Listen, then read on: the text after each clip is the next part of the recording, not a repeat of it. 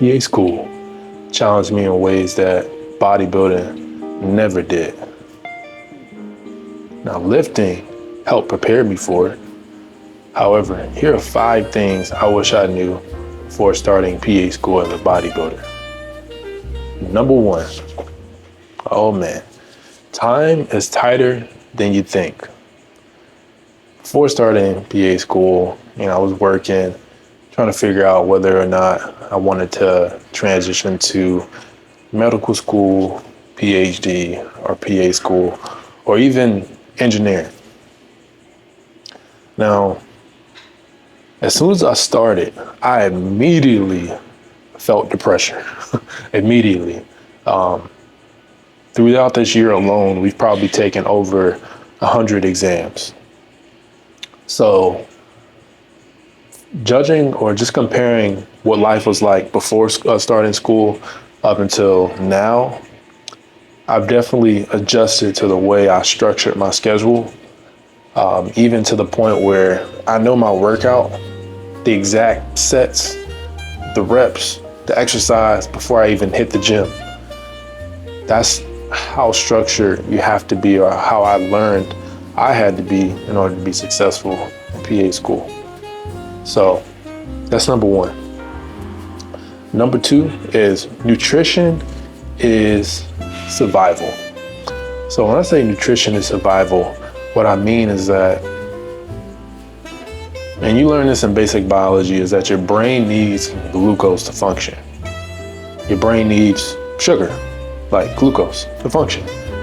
However, to be a bodybuilder in PA school, you need protein, carbohydrates, and your fats, but especially proteins. So for me, I learned quickly on that I needed a resource or some sort of tool to track my macromolecules, specifically protein. So right now, I've structured my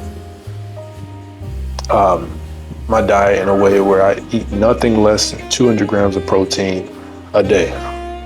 Okay, 200 grams of protein a day. Nothing less, more is better.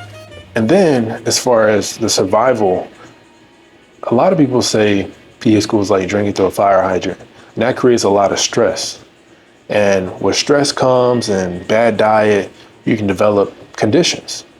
So in order to avoid that, I downloaded the app, and I can make a video on that, but it helps me keep track of what I eat throughout the day and like limit sugars, increase protein, record my water, like the water intake, and just stay consistent.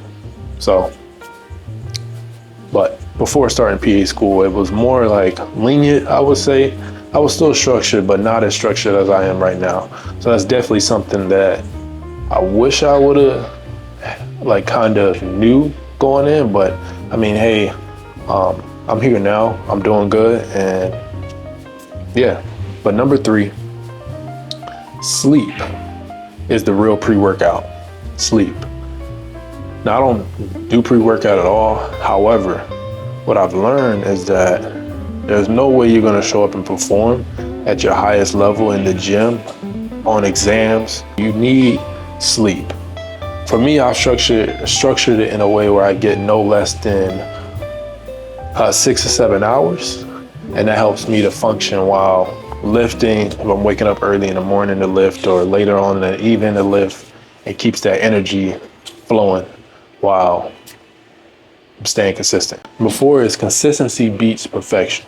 And I'll start out with the gym. I'm here at the gym right now. I've already had my workout made, the reps, the sets, the exercise, the warm up, the cool down.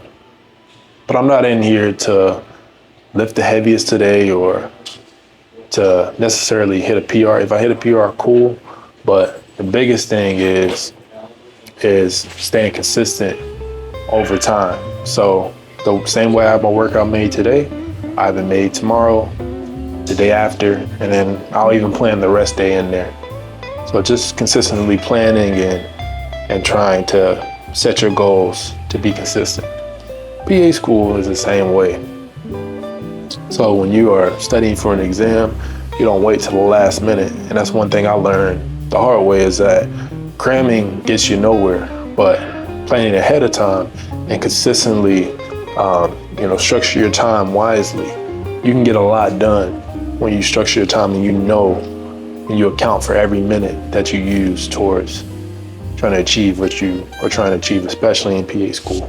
So the next thing is gym discipline equals PA school discipline. And that's most definitely true for me. So there'll be times where I mentioned that I would make my workouts before coming into the gym, right? But there'll be days where I'll get to the gym, or I make my workouts the day before. I get to the gym the morning of or the night of, and I'm looking down and I'm like, 400-pound squats, 15 reps, 4 sets. What the hell was I thinking? But what I quickly realized is that if I push through this workout, there's nothing that outside of this would necessarily deter me from trying to achieve that. So, for example, the first day of classes, we go through the syllabus and you're like, oh man, we got 5 exams, 20 PowerPoints in between each exam, and then your exam is next week, haha. And you could quickly get into this like mode of, I don't know how this is gonna work, I'm stressed. But for me, I'm like, this morning, I didn't want to lift 400 pounds, but I lifted 15 times for 4 sets. So there's nothing that can keep me from achieving what I want to achieve if I can get through this. Not only get through this, but get through it consistently. And like, for me, challenging myself before being challenged by something outside, So taking initiative to push myself to the limit. That way, when something else presents itself, it's easier to adjust to that challenge. So, yeah. So that was my 5 things on what I wish I knew before starting PA school. I could have probably a list of 20, but I wanted to keep it to 5.